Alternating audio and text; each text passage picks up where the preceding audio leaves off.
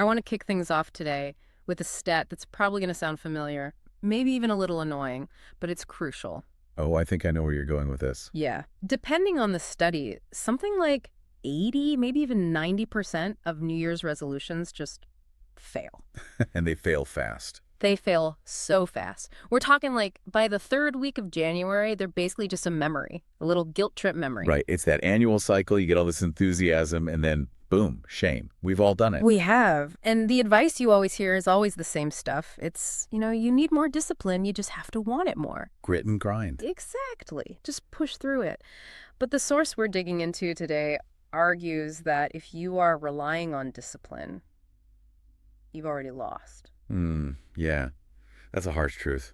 The idea is basically that willpower is like trying to build a beautiful house on a swamp. Right. It doesn't matter how hard you work or how nice the materials are. If that foundation is rotting, the whole thing is just going to collapse. It's just physics. And that is the central idea of our deep dive today. We're looking at this really fascinating breakdown from Dan Koe, published in January of 2026. It's titled, How to Fix Your Entire Life in One Day. Which, I gotta say, that sounds like the ultimate clickbait. It totally does. It sounds like a magic pill. For sure. But when you actually get into it, you realize this is not some fluffy piece on, manifesting your dreams. It's a protocol. It's a real system. Yeah, it combines behavioral psychology, this concept called teleology, which we are definitely getting into, and even cybernetics, the science of steering. It's an instruction manual for what he calls psychological excavation. Ooh, I like that. So today, we're going to walk you through why just doing more almost never works. We'll explore the kind of terrifying idea that your procrastination is actually a goal you are successfully achieving. Whoa, yeah. And then we'll get into the specifics, the actual one-day schedule to kind of reset your whole operating system. And we'll wrap it all up with what I think is maybe the most practical part of the whole thing. How to turn your life into a video game. So, okay, let's start with the problem. Why do we fail? Why do we set these huge goals and then just abandon them? Well, Koe argues that most people are focused on the wrong thing. They're obsessed with what he calls second-order change. Second-order change. Okay, what's that? It's focusing on the action, the outcome. I want to lose 20 pounds, or I'm going to write 500 words every day. Which seems logical, right? I mean, if you want the result, you change the action. That's how it works. It feels like the only way. If I want to get stronger, I have to lift heavy things. That's the action. Exactly. But that's the trap, because you're trying to graft this new, shiny habit onto an old identity. And that's where the real work is, in what he calls first-order change. Changing who you are. Changing who you are. He uses this great analogy about a bodybuilder.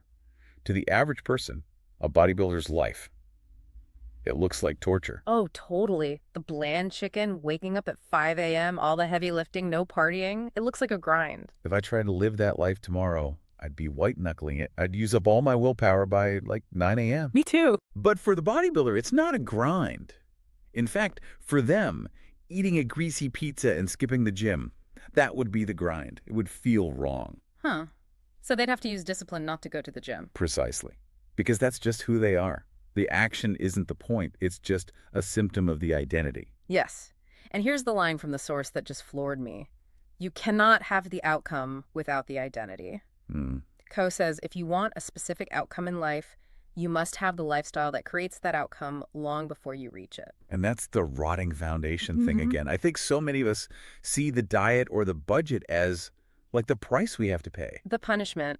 I'll suffer through this so I can finally be skinny and enjoy my life again. That's the rot. Yeah. If the lifestyle feels like a punishment, you're just counting the seconds until you can stop. You hit the goal and you immediately go back to normal. And normal is what got you into trouble in the first place. Exactly. Yeah. So the real goal isn't losing the weight. It's becoming the kind of person who actually prefers to eat healthy. It's not about making the money. It's becoming the person who prefers building things to, I don't know, scrolling on their phone. You have to get to a point where you feel a genuine disgust for your old way of being. Not just, oh, I shouldn't do that, but a visceral, ugh, I don't do that. That's not me. Okay, that is a huge ask. You can't just snap your fingers and decide you hate pizza and love kale.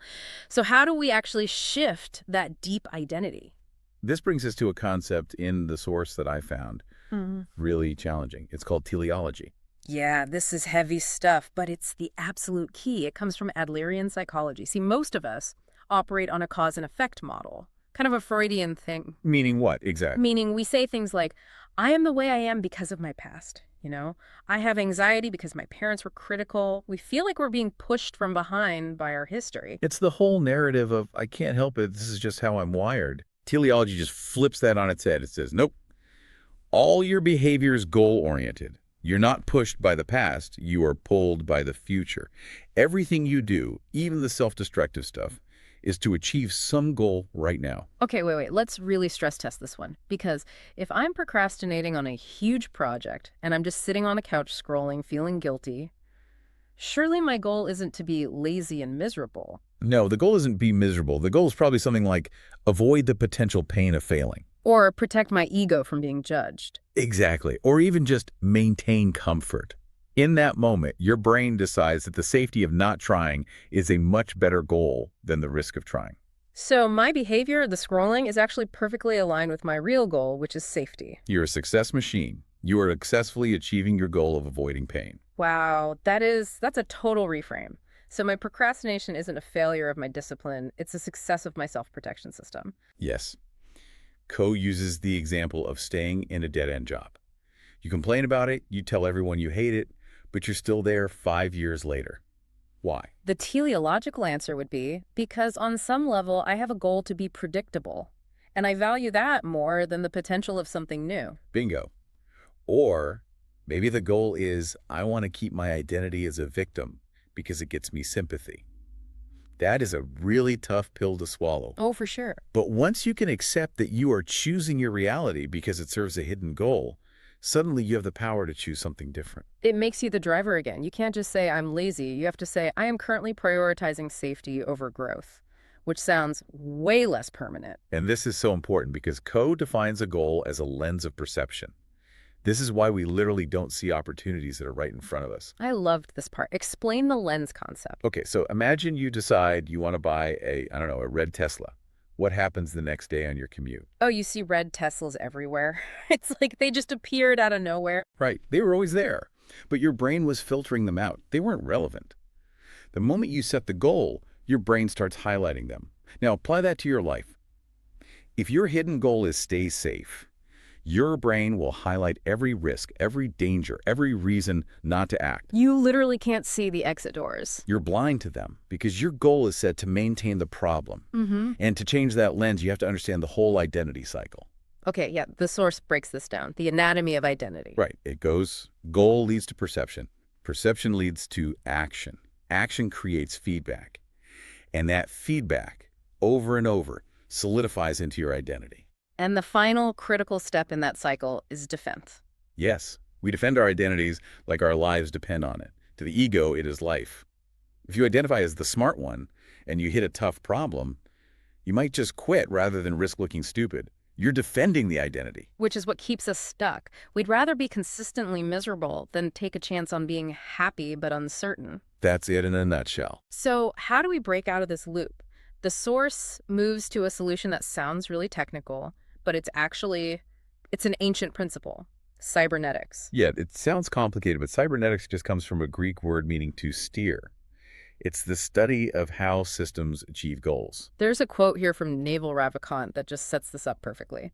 The only real test of intelligence is if you get what you want out of life. That is a definition of intelligence that most of us are not ready for. Right. We think it's about IQ or knowing trivia, but in cybernetics, intelligence is just the ability to correct your course. A thermostat is intelligent. A thermostat, okay. Think about it. Has a goal, 70 degrees. It senses the reality. The room is 65 degrees. It compares the two. It acts, turns on the heat. Then it senses again. It hits 70. It swipes. That's an intelligent system. It's a feedback loop. Act, sense, compare, act again. And the key is, humans get emotional about that feedback.